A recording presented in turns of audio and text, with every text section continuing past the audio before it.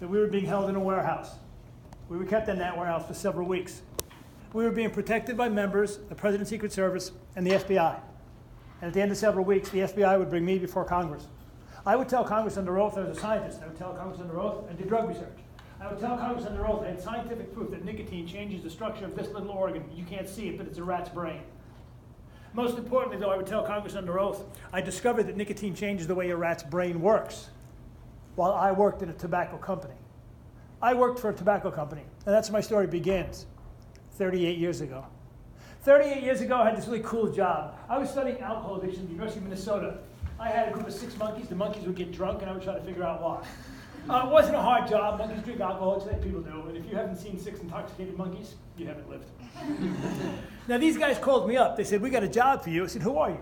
They said, we make tobacco products. I said, tobacco? I do drug research. They said, we know. We got a problem. I said, what's the problem? They said, the problem is the person lights up a cigar or cigarette, or they put spit tobacco in their mouth. They said, the nicotine, it gets into your blood, then it goes to your heart, then it goes to your brain. I said, I know that. They said, the problem is when nicotine gets into a person's heart, it causes the heart to beat real fast, but it causes the blood vessels in the body to shrink. And they said, 138,000 people will die every year from heart attacks. I said, wait a minute. You guys make tobacco products and you admit you kill people. They said, no, we don't kill anybody. Nicotine does. I said, well, I don't understand. What do you want me to do? By 1980, these guys here, they figured out a way to extract the drug nicotine out of tobacco. That means people wouldn't have heart attacks. But if you take nicotine out of tobacco, people don't use tobacco.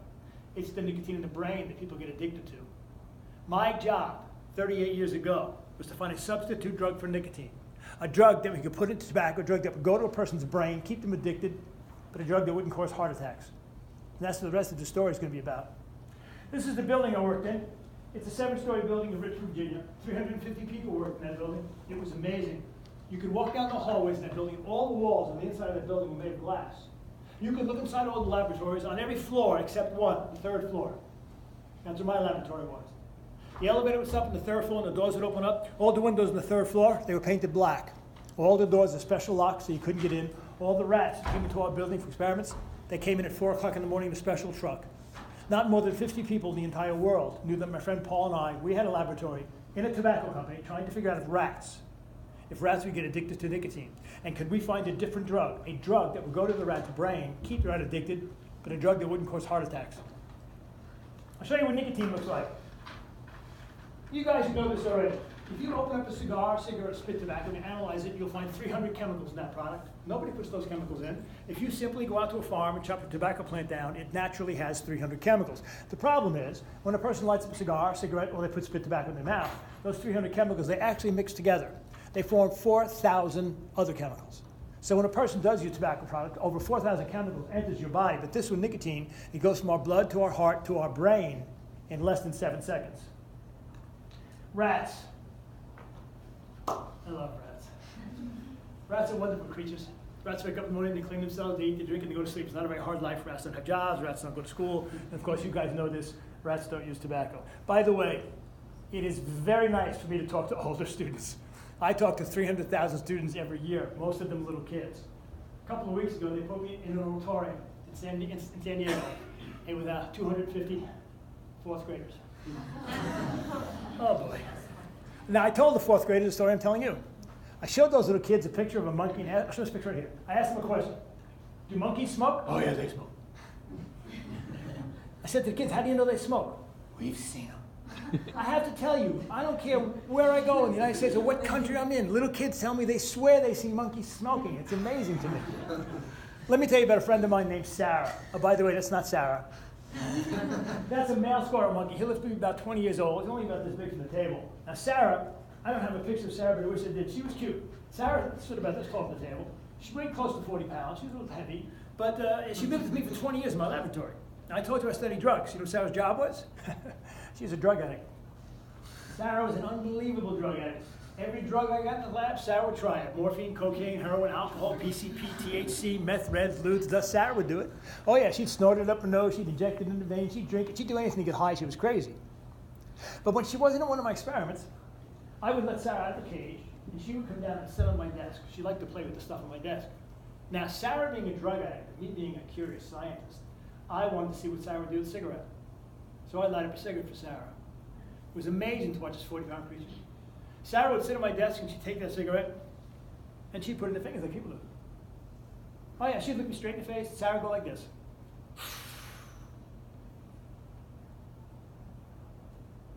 She'd wait about 30 seconds, she'd do it again. Do you know chimpanzees, baboons, gorillas, we can actually train monkeys to put smoke in their mouths, but the simple fact is this. There's only one creature on earth, just one, that will voluntarily use tobacco. People. Animals refuse to use tobacco, but I want you to think about it. Here's my problem. I'm trying to figure out if rats will get addicted to nicotine. I got to get nicotine in that rat's brain. They don't use tobacco. But I want you to think about it. When a person smokes a cigar or cigarette, or they put spit tobacco in their mouth, they'll use an electronic cigarette. Where does the nicotine go? Of course, it goes into your blood. You see, and once a drug is in your blood, it enters your brain. I solved my problem with the rats 38 years ago by putting a small tube in the rat's blood supply. So the drug would go from the blood to the heart to the rat's brain. Let me show you what that looks like. Here's a picture of a rat. He's got a tube in his vein. That tube is hooked up to a jar on top of the box. That's where the drugs go. Next to that jar is a big pump. When that pump is turned on, whatever's in that jar goes down that tube to his vein, to his heart, to his brain. I asked my fourth graders who they thought turned the pump on. They looked at me. They said, you do. And I said, no, I don't turn the pump on. The rat does. You see, there's a switch in the front of that box. And if that rat steps on that switch with his foot, that pump will turn on. And whatever's in that jar goes down that tube to his vein, to his heart, to his brain. It's very important that that rat has control over that pump. Why? Because if you and I become drug addicts, nobody gave us that drug. We gave it to ourselves. Drug addiction is a self-inflicted disease. Nobody addicts you. We addict ourselves. I didn't know if this was going to work with nicotine, so the first drug I put in there 38 years ago wasn't nicotine. No. I put a drug up there that I know people get addicted to just to see what would happen. A drug you've all heard of. A drug called heroin. It's amazing to watch what happens. On the first day experiments, the rats wake up, they clean themselves, they eat, they drink, they walk around that box. They look at that little switch and they're curious and they step on it. A little bit of heroin goes down that tube to his vein, to his heart, to his brain. Is that rat a drug addict? No, not yet. But his brain changed just a little bit. On the second day, he wakes up, cleans himself, he eats, he drinks, he walks around that box. He looks at that switch again, he's curious. He might press it 3 times, but he's still not a drug addict, but his brain changed again. You see, my fourth graders, when I asked them what drug addiction was, they said it's an event. An event that happens to a person. Well, no, it's not an event, it's a process. A process by which an individual changes the way their brain works with the drug. And each drug has a different process. And with rats and heroin, my rat will take 3 weeks to change his brain. In 21 days, that rat will wake up, he will not clean himself, he will not eat, he will not drink. He wakes up in the morning, first thing he does is press that switch. And unfortunately, like most drug addicts, he doesn't know when to stop. He presses it too many times. He'll pass out and fall down in the bottom of his box. He knocks over his food. He knocks over his water. He lays down there in his own waste material. He wakes up in 3.5, 4 hours. He's a filthy mess. You think he cleans himself? Nope. Presses that switch again. He's become addicted to heroin. Every day you come in the laboratory, and every day you open that box, and you give him fresh food and water, and he's pressing that switch for about 30 days. And you open up the box and give him some food, and you can't quite see it. On the back wall, there's some blood splattered back there. And if you look at the rat carefully, he's bleeding from his nose. And that's not surprising to me. What do we know about people?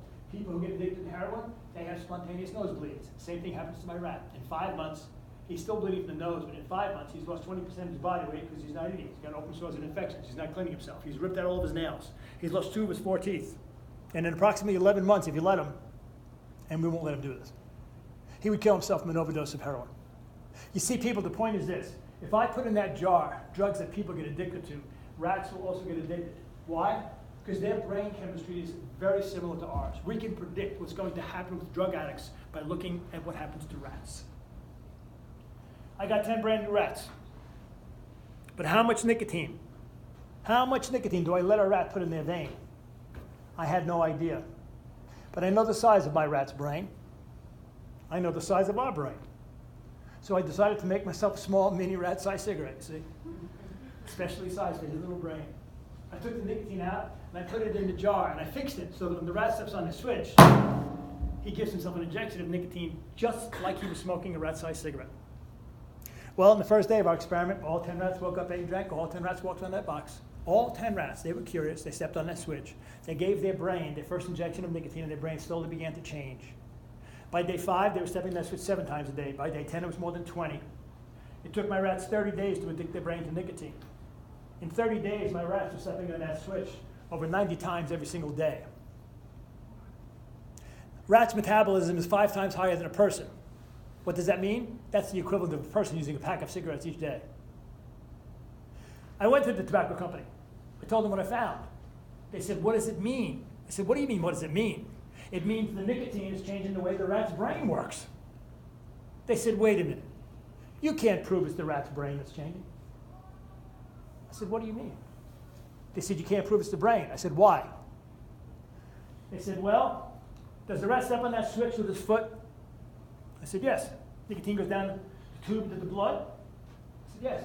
They said, where does the blood go? To the heart. Where does it go from the heart? I said, the brain. They said, you're wrong. They said, the blood goes everywhere in the rat's body. You can't prove it's the brain because the rat's heart pumps the blood to all of the other organs at the same time. Yeah, they were right. It's crazy, but they were right. I said, I got an idea. They said, what are you going to do? I said, I won't put the nicotine in the blood. I won't put it into the heart. I'll put it in the brain. I'll take the brain out and take a look. They said, no, you're not. What are you doing? We didn't hire you to do these brain experiments. We've hired you to find a drug that doesn't cause heart problems in people. Where's the drug for the heart? I said, we'll work on that. They said, you're going to go back to your lab, find that drug. You do what you're paid to do, and you forget about brains. I said, okay. I went back to my lab, my friend Paul was there. He said, what happened? I told him the story. He said, what are we going to do? I said, what do you mean? The windows are painted black. All the doors are locked. Nobody knows what experiments we do. We're going to put the nicotine in the brain. Paul and I, we did the experiment. We put the nicotine right in the rat's brain. Let me show you. It's a really good experiment. Oh, by the way, they fired me.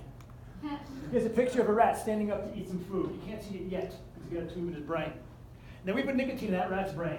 We put nicotine in his brain, he's immediately paralyzed. Oh, he can see, he can hear, he can't move, but here's what's really important. The nicotine actually goes to an area of that rat's brain that controls drug addiction. You guys know this already because you're older. I have never met a 4th grader who knew their brain is wired for drug addiction.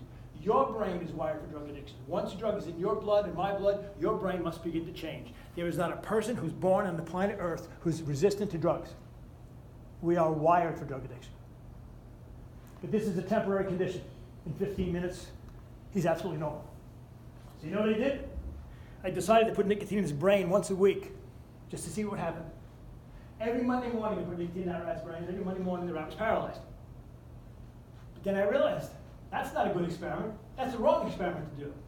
Why is it the wrong experiment? Because you see, people start using drugs once a month, maybe once a week. But as their brain slowly begins to change and adapt, they start using drugs more frequently, maybe every day.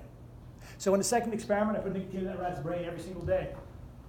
On day 1, he was paralyzed. Day 2 and day 5, day 10. But on day 15, I put the nicotine in that rat's brain. Nothing happened to him on day 15, or 16, or 17. You see, his brain got used to the drug being inside it. And that's exactly what happens to us. Something I want you to consider about your brain that you may not have considered before. Your brain changes every day, but you can't feel it change.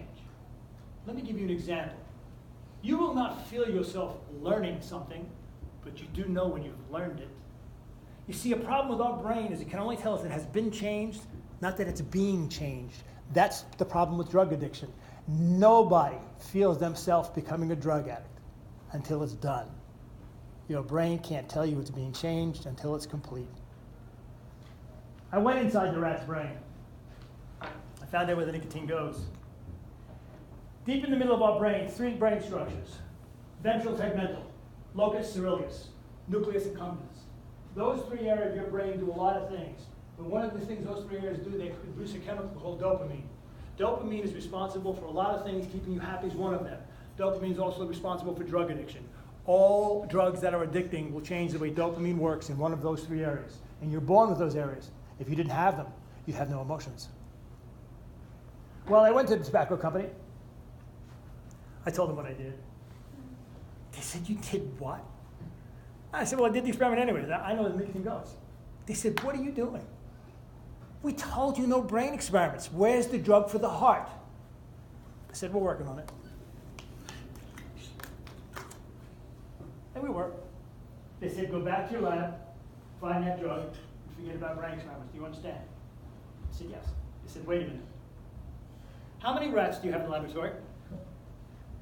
I said, how many? Close to 200. 200? I said, yeah. How many rats do you use in the studies for the heart drug? I said, we don't use rats in those studies. In the studies for the heart drug, we use an organ. It's called an ileum. It's very small, and it naturally contracts like a person's heart does. They said, wait a minute. Why do you have 200 rats if you don't need them for the heart studies? I said, to do brain experiments. They said, we don't trust you anymore. You don't need those rats to do the heart studies, so we're going to take them away.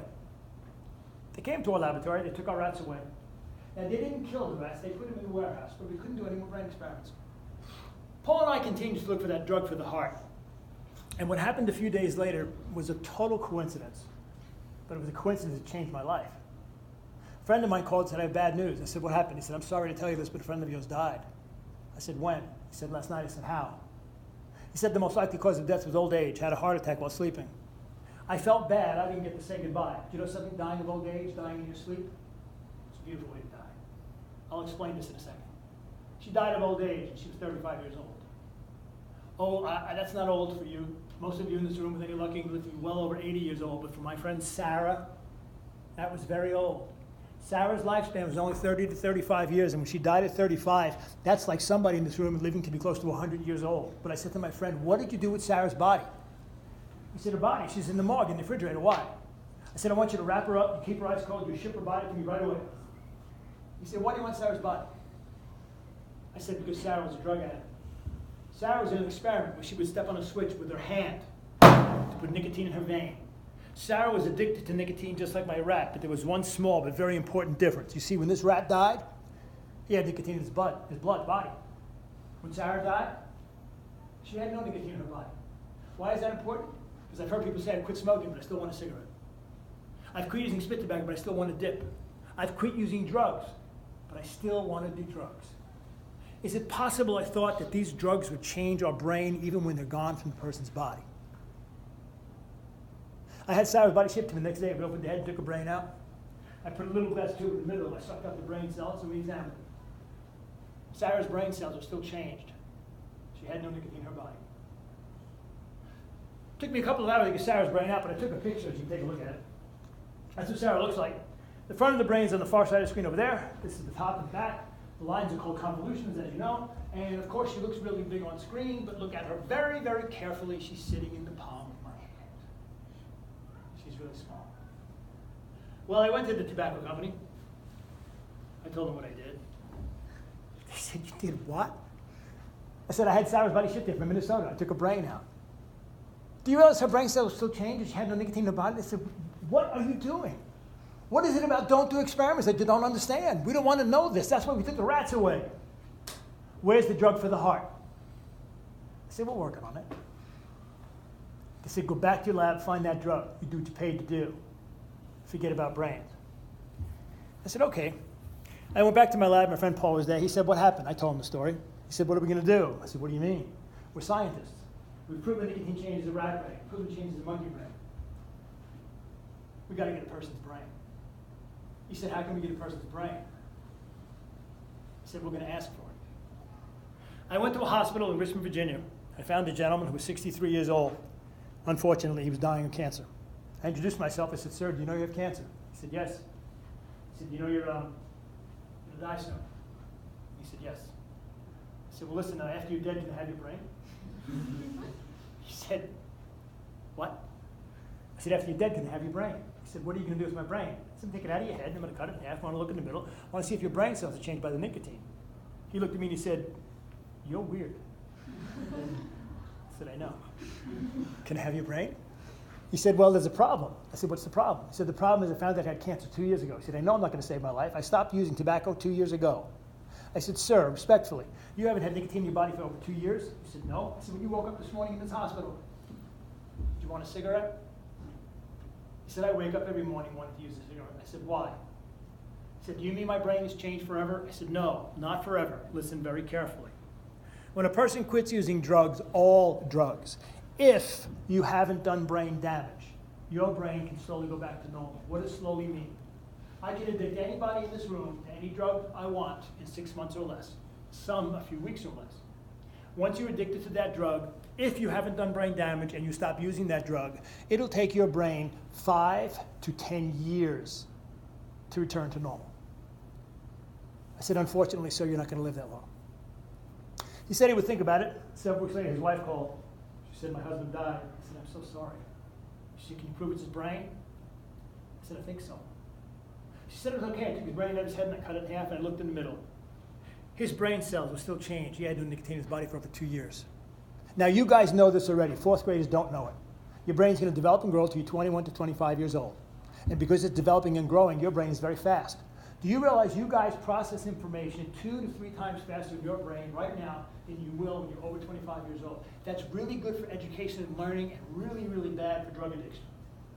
Because your brain gets addicted 2 to 3 times faster. Here's a number you probably haven't heard yet. 95% of the people who are drug addicts, they became drug addicts before the age of 21.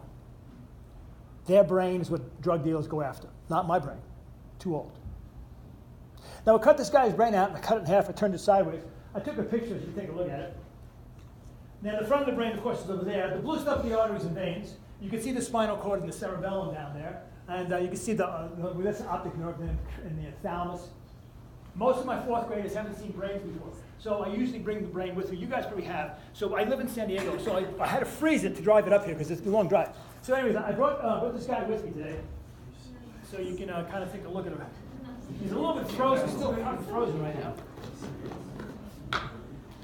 He's in this little baggie, but I'll take him out so you can take a look.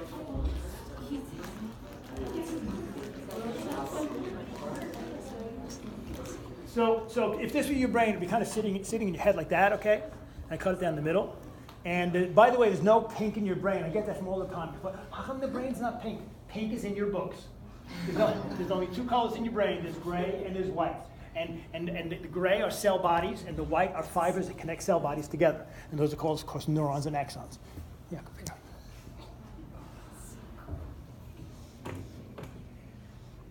Your heads are different sizes. Your brains are all the same size. Your brain's going to continue to grow until, like I said, you're about 25 years old. You will end up with about 150 billion brain cells when you're done. Brain cells are so small that you can't see them unless you have an electron microscope. Some of them are actually 3 feet long.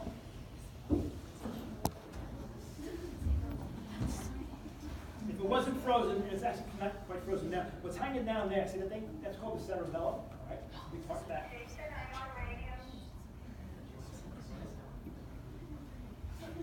Your brain is about 2.5 pounds, and it's about 65% water.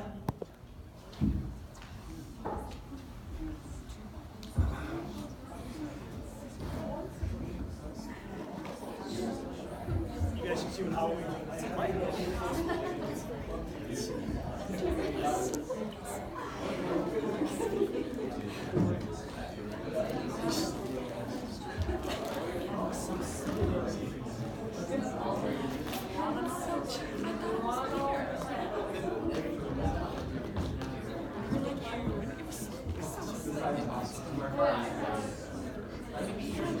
Well, I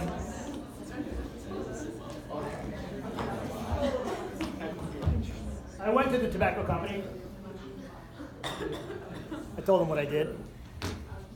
They said, what did you say? I said, I took out a guy's brain. Do you realize his brain cells were still changed and he had no nicotine in his body? I said, do you guys realize you're selling a drug to people that's changing the way their brain works and they don't even know their brain's being changed? They said, what have you done? You've broken every rule we've given you. You've done experiments we've told you not to do. But this one, you've gone too far. That's it, they said. Pack up and leave. You're fired. I said, no, I don't think so. They said, what did you just say? I said, yeah, you're not going to fire me. You're not going to fire Paul. They said, what makes you think we're going to let you work here after what you did? I said, you're going to let us work here because you see Paul and I, we found a safe drug for the heart. In 1982, 36 years ago, we found a drug that would go to a person's brain, keep them addicted to this drug, had no heart problems. We gave it to the tobacco company. They said, this is unbelievable. They said, your drug is going to save millions of people's lives. We're going to use your drug, they said. In fact, we're so happy, we're going to give you back the rats from the warehouse. We're going to let you do your brain experiments. We're going to tell people the truth. In December of 1983, they gave us back our rats. Paul and I started our experiments over again. But it didn't last very long. 5 months later, on April 5th, 1984, they called me upstairs to the 6th floor in this building. They sat me down in the chair and they said, I'm sorry to tell you this. We've decided not to use your drug. I said, why? They said, there's a problem. I said, what's the problem? He said, the problem is we can't use your drug because your drug is going to save lives. I said, that doesn't make any sense. It's designed to save lives. He said, we can't save any lives. I said, why? He said, the problem is the tobacco industry has been telling the government and the public since 1950 there's nothing wrong with tobacco. We've lied for decades about what we know tobacco does to a person's body. If we use your drug, they'll know we lied, they'll take us to court, and they'll sue us. I said, you're worried about money? I said, do you know how many people are going to die? He said, the decision is final. He handed me a piece of paper to look at.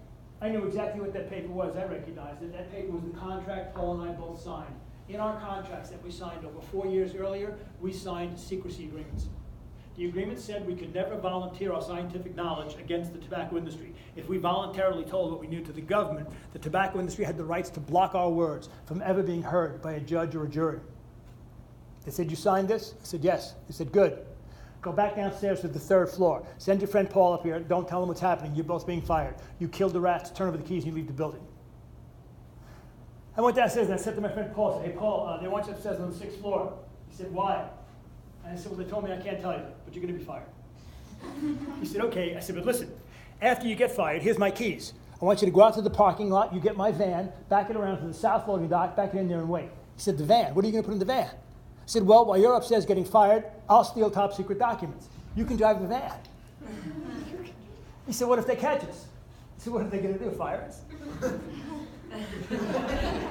He said, no, but they'll call the police. I said, no, don't you understand? They can't call the police if they catch us. They're the ones with the secret laboratory. If they catch us and call the police, we have the opportunity to tell on them. But they're not going to catch us. Paul goes upstairs, he gets fired, you see, and he backs the van around to the south loading dock. I got a cart and 4 boxes. I load those boxes up with every top secret document I can find. At one point, I was in the laboratory, I was so nervous. I reached over from my top desk drawer, and I pulled out my top desk drawer. I pulled it so hard, I broke the metal drawer right out of the desk. And I didn't know what to do with the broken drawer, so I threw it in the box. I wheeled them down the hallway, down the freight elevator, put them in the back of the van. And I want you to think about this. It's 1984, I got no job, and I got a garage full of documents. Paul said, what are we going to do? I said, what do you mean? We're living in Richmond, Virginia. 2 hours north, I-95, we can be in Washington, D.C. in 2 hours. We'll turn the evidence over to Congress. He said, Congress? You can't do that. I said, what do you mean I can't do that? He said, Victor, you're going to go to Washington, D.C., and you're going to turn 4 boxes of evidence over to Congress. Evidence that you stole. I said, yeah. He said, you stole the evidence. I said, Paul, people are dying. He said, it doesn't work that way. You can't break the law because somebody else has broken the law. The law is the law. He was right. He said, by the way, we're going to go to jail for this. You better get us a lawyer. I didn't know any lawyers. I opened up a phone book, picked out a lawyer's name, called him up, told him the story. That lawyer said, no, you're not going to go to jail. He said, you know what you did? You did a public service. I'll take the boxes to Washington. I'll get you invited. We gave the lawyer the 4 boxes, and off to Washington he went. 2 weeks later, he called. He said, I'm sorry to tell you this. Somebody has broken into my office and stolen your evidence. The 4 boxes are missing. By the way, nobody stole the evidence. 12 years later, in 1996, the FBI did an investigation. The lawyer we hired never went to Washington. In the summer of 1984, he sold those 4 boxes back to the tobacco company. We lost everything. I got a new job in 84. I moved to Delaware. Paul got a job, and he moved to Maryland. And 10 years went by. We found out in January of 1994 that on April 14th, 1994, for the first and only time in history, 7 tobacco executives have agreed to appear before Congress. They've been invited over 90 times, and they refused, and this time they accepted. They're going to be under oath, and they're going to lie. My wife came to me in January. She said, Victor, these guys are going to lie in April. I said, I know. She said, what are you going to do about it? I said, I can't do anything. I don't have any evidence. And even if I did have evidence, I've signed a secrecy agreement. I can't volunteer my knowledge. She looked at me, she said, well, what would you do if you had evidence? I wanted to be brave for my wife. I said, I'm not afraid. If I had evidence, I'd call the FBI. She said, what's their phone number? I said, who? She said, well, the FBI. I said, why? She said, do you remember 10 years ago you had those boxes out in the garage? I said, yes. She said, you gave them to the lawyer? I said, yes. She said, didn't you take something out of one of those boxes before you gave it to the lawyer? I said, nope. I gave the lawyer all the evidence we had, all the documents. There was a broken desk drawer in there. She said, yeah. You took that broken desk drawer out of the box and you gave it to me. I said, well, what did you do with it? She said, I put it in the basement 10 years ago. Maybe it's got evidence in it. We ran down the basement, we found that desk drawer, we looked inside, and I found this. It's called a 35 millimeter slide. It's an old picture. And it's got a date on it, 1983. This was a picture taken by me in 1983 while I worked for a tobacco company. But what was it a picture of, and what would it prove? It was a picture of a rat. Why is that important? Rats live 4 years. My rats were dead over 6 years. There was no way for me to prove to anybody that I had a laboratory with rats in it getting addicted to nicotine. This is called physical evidence. I can now physically prove my rats were alive when this picture was taken in 1983. My wife said, what are you going to do? I said, I've got an idea. It's a little crazy, but I think it'll work. I can't go to the FBI because I can't volunteer my knowledge. I said, you can't go to the FBI because you're my wife. What do you think would happen if the FBI came to me? She said, you mean come to our house? I said, yes. She said, if they come here, they're going to do an investigation. And if you don't answer the questions, they're going to take you in. I said, I know. She said, your plan is to have the FBI come to our house and put you in custody? That's your plan? Yeah, part of it. She said, how are they going to find you? I said, I'm going to help them. I took this picture here, I put it in an envelope, and I mailed it to the FBI office in Washington, D.C. Now, I couldn't tell them it came from me. So as a return address in the envelope, I didn't put my name or where I lived. I couldn't mail it from Delaware because they have a stamp on it that said Delaware. So I drove my car to New Jersey. I got up on a Monday morning, I drove to New Jersey. I mailed this picture to the FBI with no name and no return address. I mailed it on Monday. And the FBI came to my house Thursday. You see, I put my fingerprints on the picture so they could find me. The FBI came to my house. They said, we got your fingerprints on this picture. What do you know? I said, I can't tell you anything. They said, we did an investigation. You're a scientist. You used to work for the tobacco industry. What do you know? I said, I can't tell you anything. They said, get your coat. We're taking you in. I said, all right. That was the whole cornerstone of my plan. You see, they brought me to a judge in Washington, D.C. The judge takes me to his chambers, and he puts me under oath. I said, Your Honor, can I ask you a question? He said, wait a minute. Do you know you're under oath? I said, yes. He said, do you know that everything we say in this room is being recorded? I said, yes. He said, well, for the record, do you want an attorney present before we proceed? I said, no. He said, you better be careful. What's your question? I said, Your Honor, what does under oath mean? He said, you just took the oath. You don't know what it means? Of course I knew what it meant, but I wanted to say different words to be recorded. I said, what does it mean? He said, well, when you're under oath, doctor, you have to tell the truth. I said, are you a federal judge? I said, yes. I said, did you just order me to tell the truth, Your Honor? He said, yes. I didn't violate my agreement. I didn't volunteer my knowledge. I complied with the federal court order. I told you the whole story. He called up the Attorney General of Janet Reno back then. He gets off the phone, he says, go home, take care of your wife. We're going to do a major investigation with these guys. I said, go home? Are you out of your mind?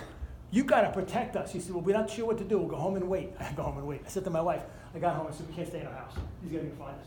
Let's pack up the car, we'll go hide. We packed up the car, it was 8 o'clock at night. We were sitting at our kitchen table looking at road maps. The ones you fold them out and figure out where we're going to go hide out somewhere. And my home phone rang. I looked over to the little caller ID box next to the phone, but there was no name, no phone number there.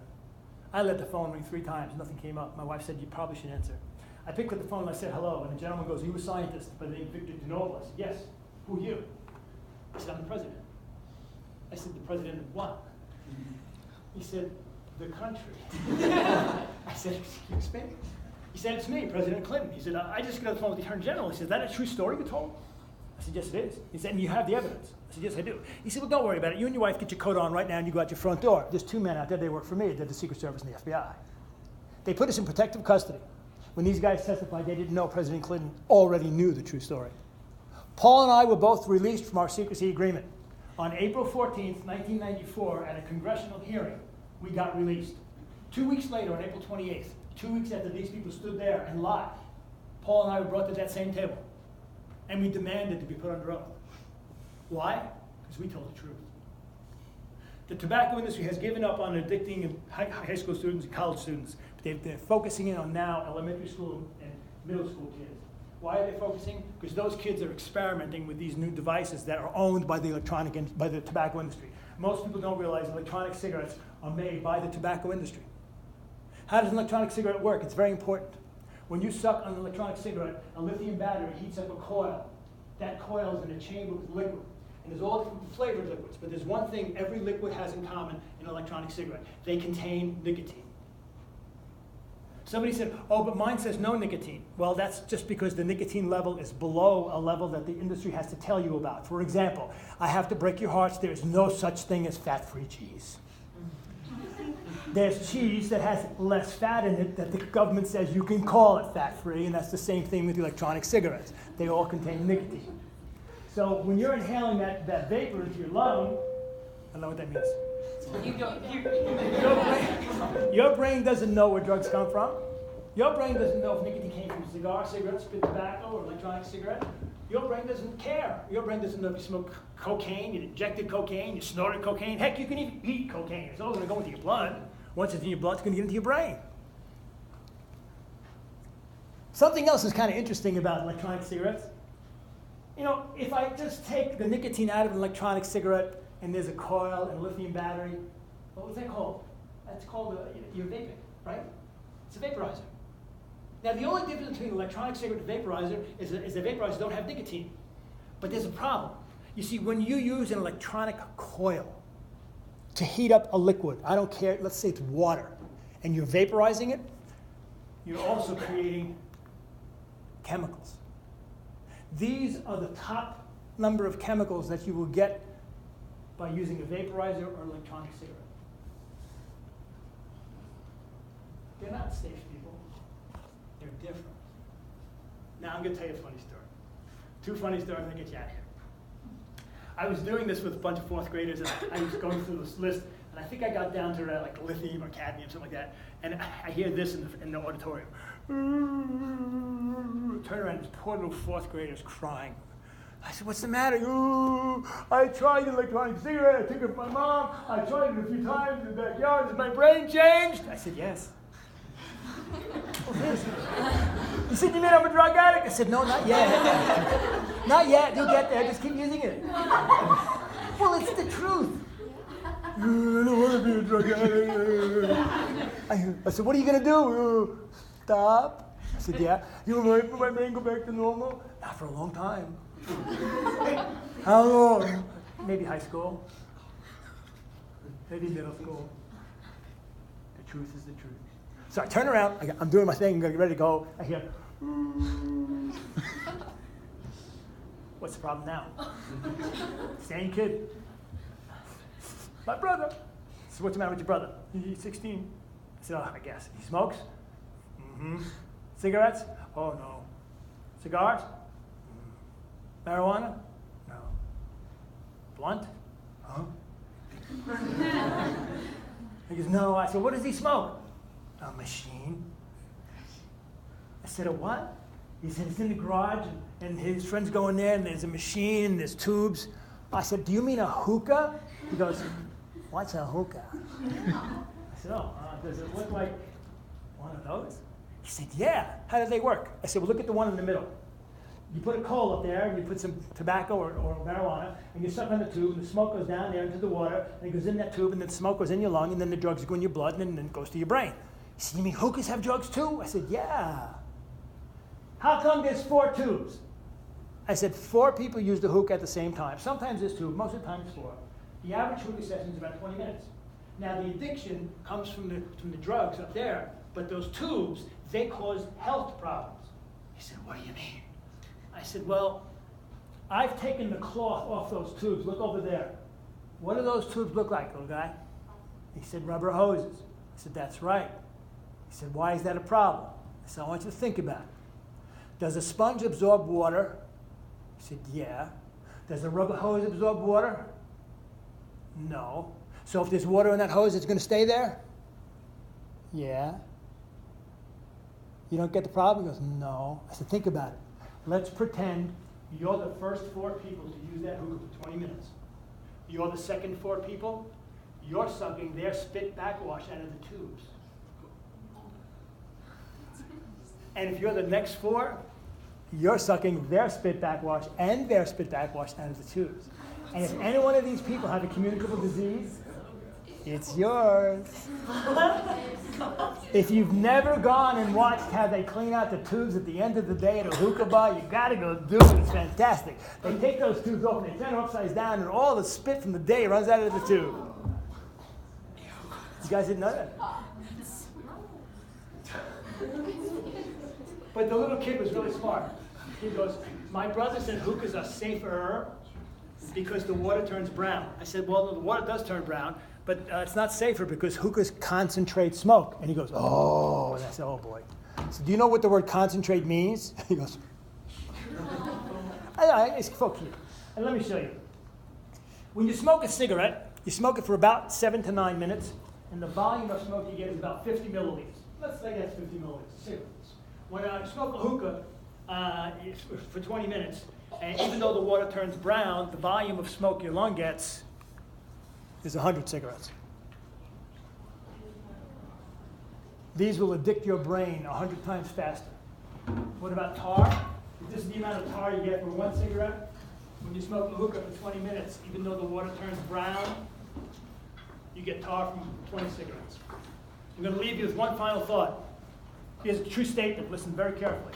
It's safer to jump off a 300-story building than it is to jump off a 100-story building. That is an absolute true statement. Is the outcome any different? Right. So when anybody's telling you something is safer, always go to the outcome. People try to do that all the time. This is safer than this. This is safer than that. But is the outcome any different? There is no such thing as a safe burning product or vaporizer. Have a wonderful day. Thank you for listening to me. You guys are Tell your friends.